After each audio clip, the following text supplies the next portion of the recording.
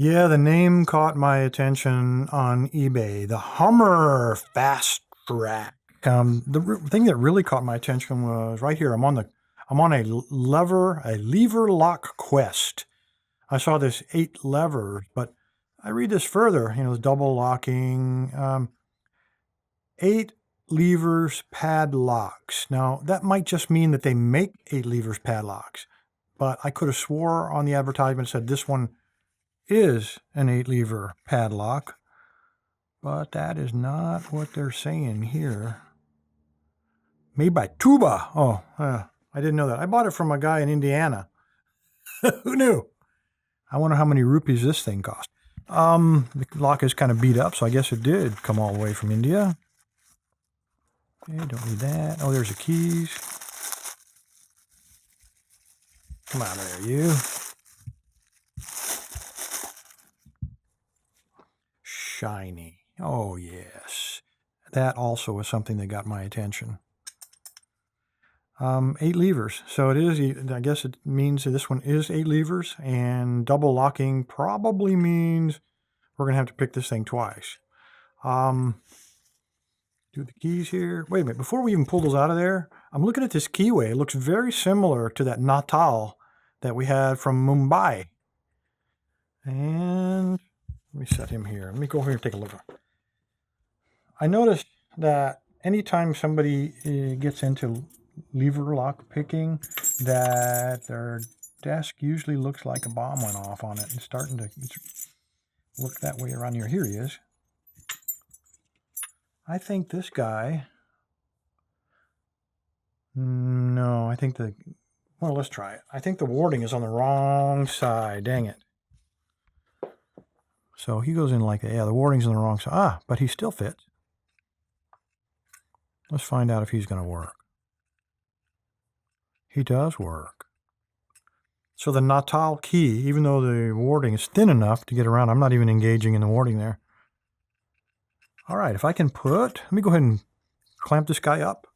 Put my little holder on there for the tensioner. And let me find a decent pick. Let's see if we can get this Hummer picked open. Ooh, shiny. Nice. All right, I have clamped up the old key inside of here, the one that looks like a duck, and he's going to slide on. Now let's talk a little bit about this. It is a curtain lock. Now you notice how when I slide him in there, there's a little ledge. Well, you can't really see it here. So let's just take that out and flip him up here like this, just as if he was in position. And then I'm going to slide the key in. Now notice how the key doesn't go all the way to the top because we filed it down. Now that means there's a little bit of a lip there that I have to get over.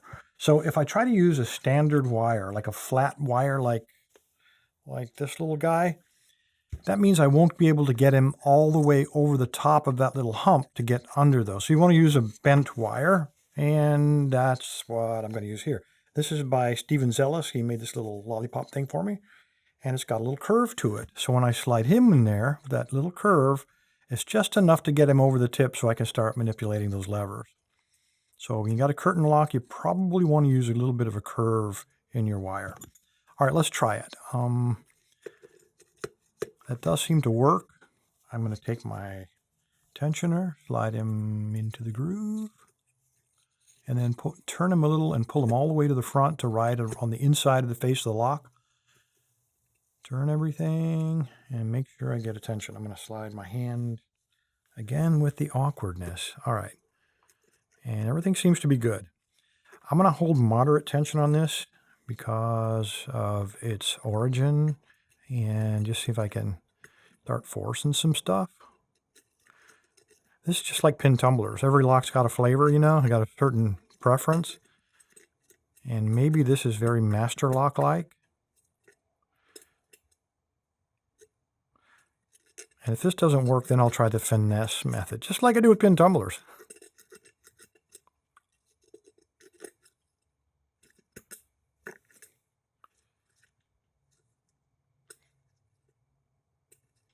I'm literally forcing those levers, hoping that we don't have a false gate. If we do, we'll know it very quickly, and then we got to go to that finesse method.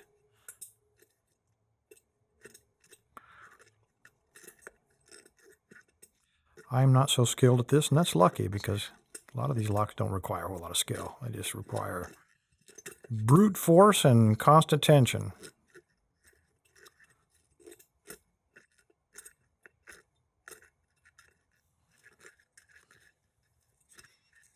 I like this little lollipop because I'm holding it in the palm of my hand, and it really makes it easy to put some torque on that wire.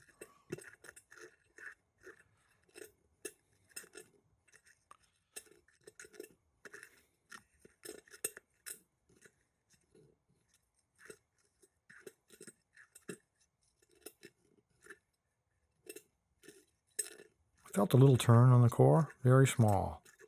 We might have found that false gate. Nope, I still got some springy stuff in there, so. Another click when I touched lever 1.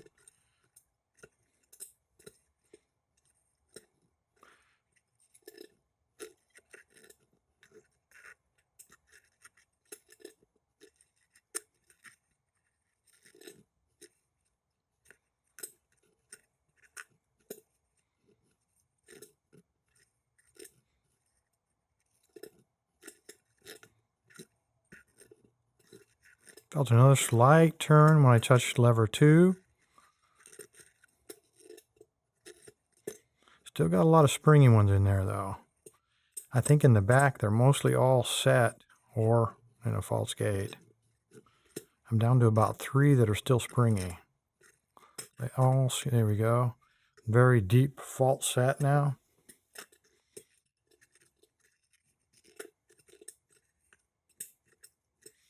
Again, I'm maintaining heavy tension and I'm just, there we go, forcing those levers. So I've either broken the tip, let me get this out of here.